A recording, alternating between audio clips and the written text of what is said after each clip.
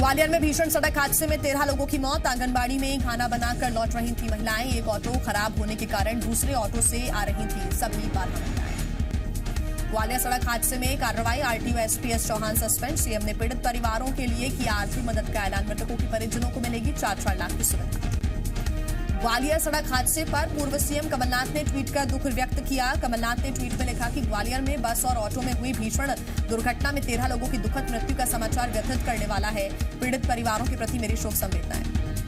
कमलनाथ ने लिखा कि घायलों की शीघ्र स्वस्थ होने की कामना करता हूं। मैं सरकार से मांग करता हूं कि इस हृदय विदारक दुर्घटना में पीड़ित परिवारों की हर संभव मदद की जाए। घायलों के समुचित इलाज की व्यवस्था हो। बीजेपी विधायक नारायण त्रिपाठी की बगावती सुर। फिर उठाई विंध्य प्रदेश की मांग। कहा ना टिकट की चिंता है और ना ही दल की। नारायण त्रिपाठी का दावा, शिवराज सरकार नहीं देना चाहती विंध्य प्रदेश। 25 मार्च की सभा को रोकने की हो रही है कोशिश। सीएम शिवराज सिंह चौहान आज मिंटो हॉल से करीब 60,000 ग्रामीण पथ विक्रेता हितग्राहियों को सामूहिक ऋण वितरण करेंगे। ये 5वां अवसर है जब मुख्यमंत्री ग्रामीण पथ विक्रेताओं को प्रदेश शासन की क्रेडिट गारंटी पर बैंक से ऋण दिलवा रहे हैं। मध्य प्रदेश में ग्रामीण पथ विक्रेताओं को रोजगार की बेहतरी के लिए उपलब्ध कराए गए ऋण का ब्याज अनुदान राज्य शासन देती है। सीएम ने कहा कि कोरोना काल में छोटे कारोबारी ज्यादा प्रभावित हुए हैं और इसलिए ऐसी योजनाओं से उन्हें प्रोत्साहित करना है। एमपी में कोरोना के बढ़ते संक्रमण के बाद राज्य सरकार ने नई गाइडलाइन जारी की है। आम लोगों को जागरूक करने के लिए आज सुबह 11 बजे और शाम 7 बजे 2 मिनट के लिए सायरन बजाए जाएंगे। सायरन बजने के बाद रोको टोको अभियान चलाया जाएगा। मध्य प्रदेश में जिन जिलों में कोरोना पॉजिटिव मामलों का औसत 20 से ज्यादा है, वहां सभी त्योहारों और सामाजिक कार्यक्रमों में लोगों की संख्या को सीमित किया गया है। इसके साथ ही जुलूस और मेले पर प्रतिबंध लगाया गया है। मध्य प्रदेश में कोरोना का ग्राफ लगातार बढ़ रहा है। प्रदेश में 24 घंटे में कोरोना के 1348 नए मरीज सामने आए हैं। कोरोना से 2 मरीजों की मौत हुई। सभी प्रदेश में 8,592 एक्टिव मरीज हैं। कोरोना को हराना है तो मास्क जरूरी। इस संदेश के साथ सीएम शिवराज सिंह चौहान कल भोपाल के 6 नंबर मार्केट पहुंचे और इस दौरान उन्होंने मेरी सुरक्षा मेरा मास्क अभियान के तहत आम लोगों को मास्क भी बांटे और लोगों को मास्क के प्रति जागरूक किया। महाराष्ट्र की सीमा से लगे बड़वानी में कोरोना के मरीजों की संख्या में बढ़ोतरी हो रही है, जबकि प्रशासन कार्रवाई के नाम पर मात्र दिखावा कर रहा है। प्रशासन का दावा है कि गाइडलाइन के अनुसार लोगों पर मास्क न पहनने और सोशल डिस्टेंसिंग न करने पर कड़ी कार्रवाई की जा रही है। झुंझीरा में भगौरिया को लेकर हाट का आयोजन किया गया है, जहां हजारों लोग मेले का आनंद ले रहे हैं और इस दौरान प्रशासन भी मौजूद है, लेकिन कोरोना गाइडलाइन का पालन होता नजर नहीं आ रहा। बढ़ते कोरोना संक्रमण के चलते भक्त आज और कल ओरछा के राजा राम के दर्शन नहीं कर पाएंगे। बढ़ते कोरोना ग्राफ को देखते हुए प्रशासन ने यह फैसला लिया। कलेक्टर के निर्देश के बाद श्रद्धालुओं के लिए मंदिर बंद रहेगा।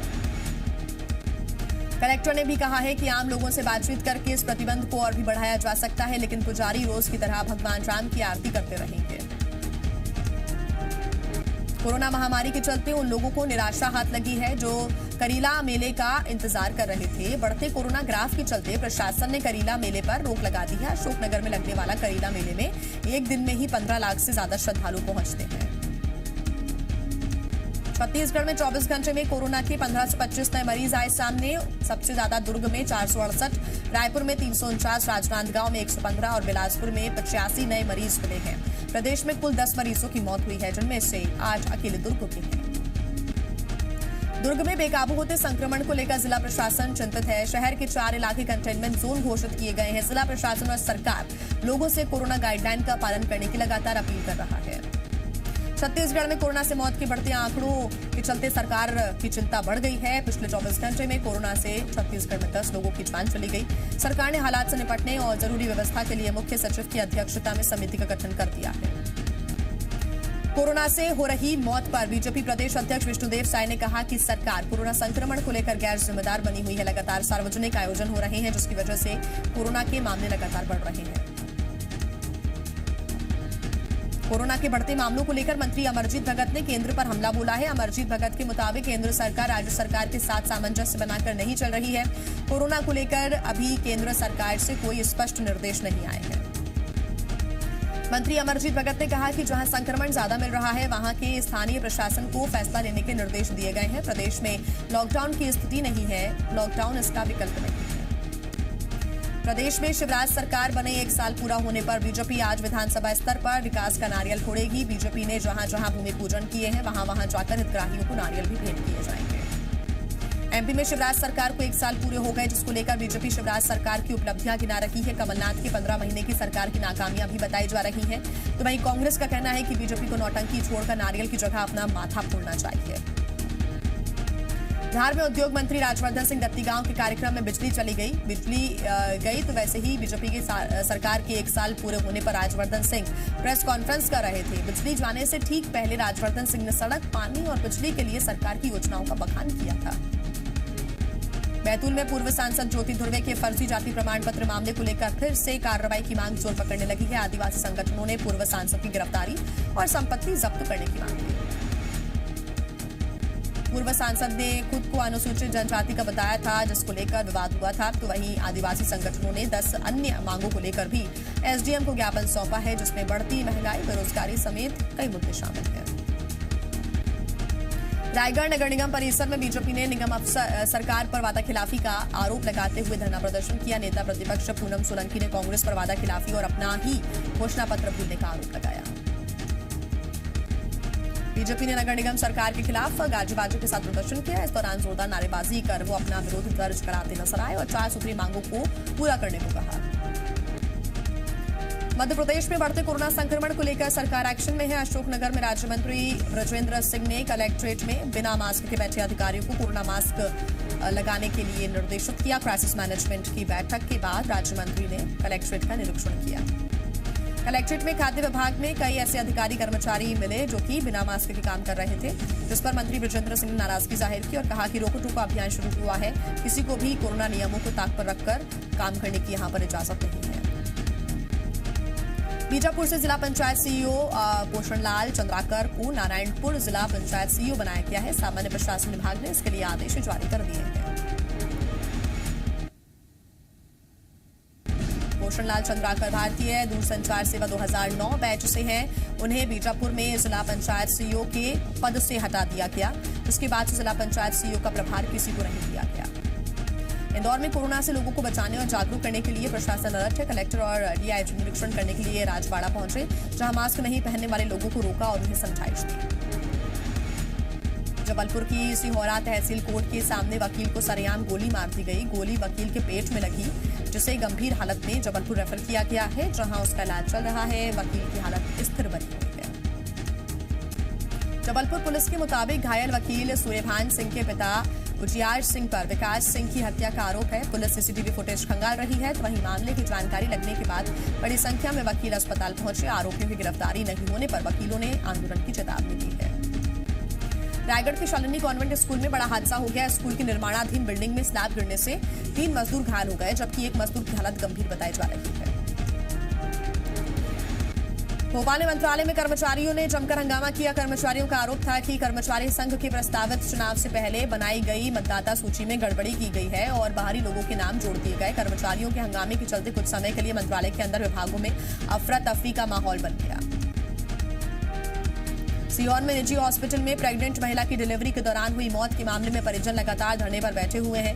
कई अधिकारी और नेताओं ने पहुंचकर परिजनों का धरना खत्म कराने की कोशिश की, लेकिन परिजन बिना कार्रवाई के प्रदर्शन खत्म करने को तैयार नहीं है।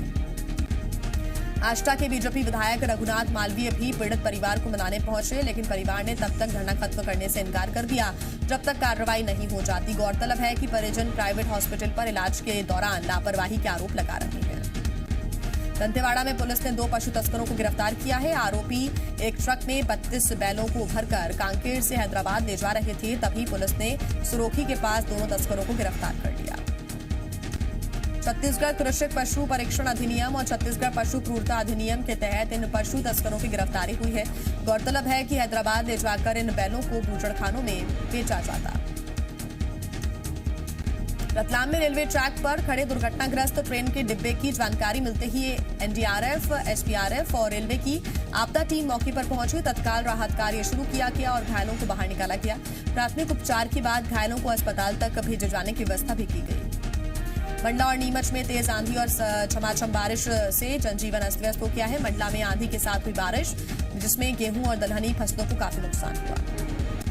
इंदौर में सोने की तस्करी करने के आरोप में 2 लोगों को गिरफ्तार किया गया है। आरोपियों के पास से 6 किलो 900 ग्राम सोना बरामद किया गया।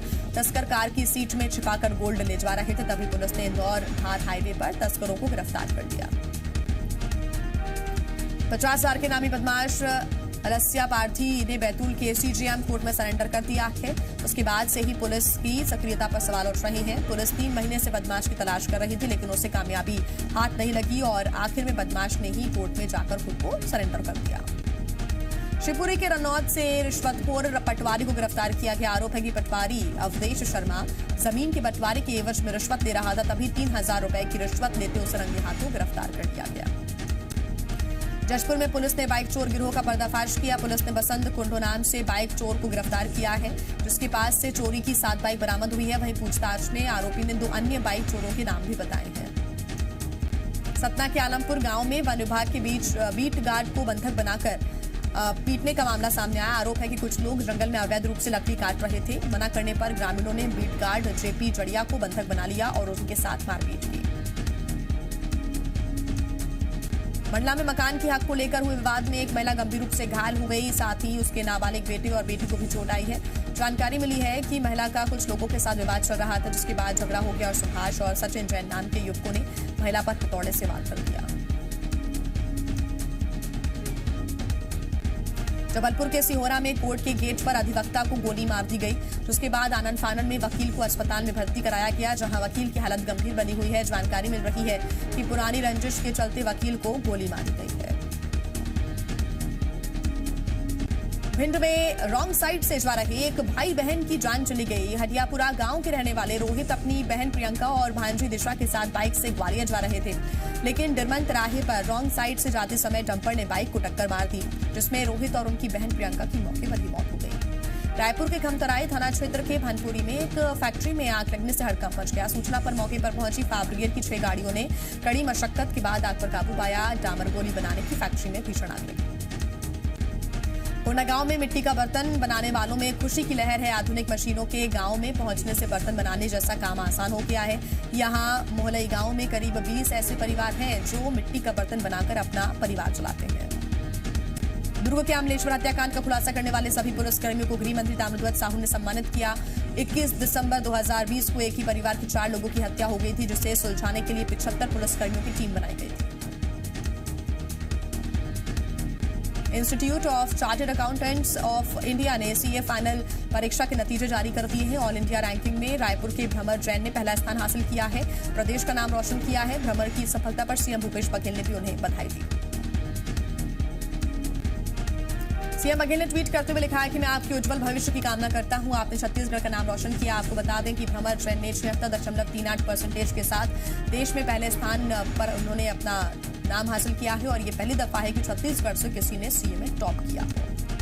2019 के लिए 67वें राष्ट्रीय फिल्म पुरस्कारों की घोषणा कर दी गई है, जिसमें भूलन दमेज को सर्वश्रेष्ठ छत्तीसगढ़ी फिल्म चुना गया। दिल्ली में 2019 के लिए 67वें राष्ट्रीय फिल्म पुरस्कारों की घोषणा कर दी गई। सुशांत सिंह राजपूत की फिल्म छिछोरे को सर्वश्रेष्ठ हिंदी फिल्म का पुरस्कार मिला है, जबकि मणिकर्णिका और पंगा फिल्म के लिए कंगना रनौत को सर्वश्रेष्ठ अभिनेत्री का पुरस्कार दिया गया। वहीं मनोज वाजपेयी और धनुष को सर्वश्रेष्ठ अभिनेता का राष्ट्रीय पुरस्कार मिला है। छत्तीसगढ़ की बात करें तो फिल्म भूलन दमेज को सर्वश्रेष्ठ छत्तीसगढ़ी फीचर फिल्म का अवार्ड मिला। तेरी मिट्टी गाने के लिए बी प्राक को सर्वश्रेष्ठ गायक का पुरस्कार मिला। शराब पीने से मौत होने पर नहीं मिलेगा बीमा क्लेम, सुप्रीम कोर्ट ने कहा हादसे के शिकार लोगों को ही मिलेगा मुआवजा। बंगाल में आज रैलियों का मंगलवार। गृह मंत्री अमित शाह की 24 परगना में रैली और मिदनापुर में रोड शो। पुरुलिया में 3 जनसभाओं को संबोधित करेंगी ममता बनर्जी। पश्चिम बंगाल के लिए कांग्रेस ने जारी किया अपना घोषणा पत्र। कानून व्यवस्था, महिलाओं को सुरक्षा और रोजगार देने का किया वादा। असम के लिए आज बीजेपी जारी करेगी अपना संकल्प पत्र। सुबह 10 बजे नड्डा जारी करेंगे घोषणा पत्र।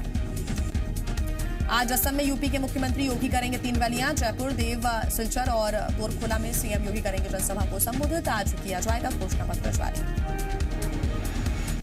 यूपी में पंचायत चुनाव के लिए इलेक्शन कमीशन ने जारी की गाइडलाइंस। बिना मास्क नहीं होगा नामांकन। प्रचार में सिर्फ 5 लोगों के शामिल होने की इजाजत।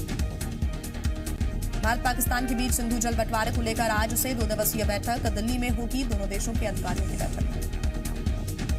मनसुख हिरेन की मौत के मामले में एनआईए ने एक नया खुलासा किया। मुंबई के ट्राइडेंट होटल में रची गई थी साजिश। सूत्रों के मुताबिक एनआईए ने सीसीटीवी रिकॉर्डिंग कब्जे में ली। महाराष्ट्र एटीएस ने दमन में जब्त की वॉल्वो कार को सचिन वाजपेयी करता था इस्तेमाल। गाड़ी के असली मालिक की तलाश में एटीएस एनआईए भी कर रही थी इसी कार की तलाश। तेलंगाना के सूर्यापेट में भीषण हादसा, कबड्डी का मैच देख रहे लोगों पर गिरा बालकनी का हिस्सा। हादसे में 80 लोग घायल, 7 की हालत गंभीर।